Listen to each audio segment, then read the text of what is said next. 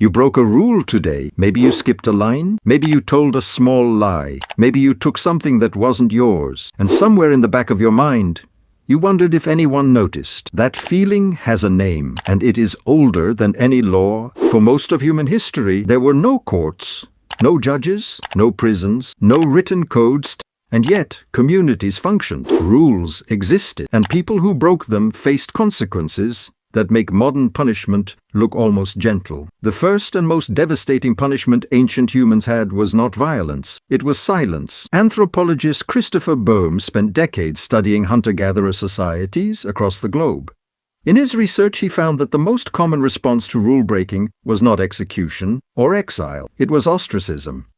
The group simply stopped acknowledging you existed. No one spoke to you, no one shared food with you, no one looked at you when you walked past.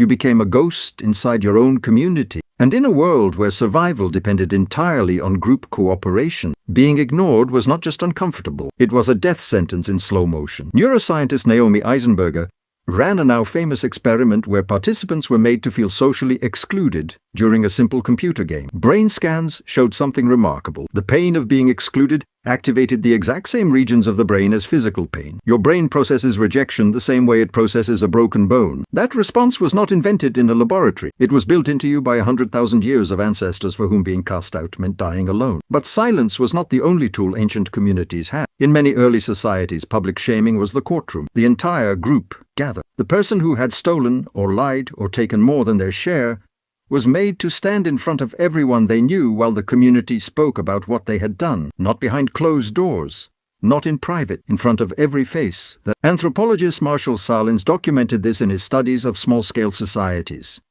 noting that the public nature of the confrontation was deliberate. The goal was not just to punish the individual, it was to reinforce the rule for everyone watching. The audience was the real target. The accused was the lesson. And if shaming didn't work, exile. The group made a collective decision that you were no longer one of them. You were escorted to the edge of the territory and left. No food, no shelter, no protection. In the ancient world, a lone human outside of a group had a life expectancy measured in days, not years. Exile was not mercy. It was a verdict with a near certain outcome. But here is the part most people don't expect. Ancient communities were deeply reluctant to reach that point. Boehm's research showed that early groups went to extraordinary lengths to avoid permanent punishment. They warned, they mocked, they applied social pressure. They tried rehabilitation long before they tried removal, because losing a member of the group was costly. Every person represented hunting knowledge, child-rearing capacity, fire-making skill, memory of the land. Punishing someone too harshly was its own kind of loss. So they built a system of escalation.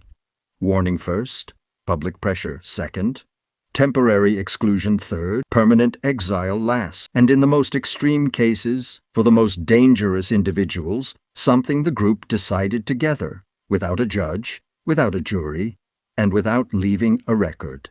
Today, you have courtrooms. You have lawyers, you have appeals processes and sentencing guidelines, but underneath all of it, the same ancient logic is still running. The stare across the office when someone takes credit for your work. The group chat that suddenly goes quiet when someone breaks trust.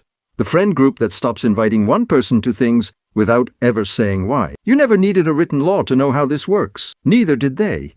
The rules were always enforced. The method just got more complicated over time.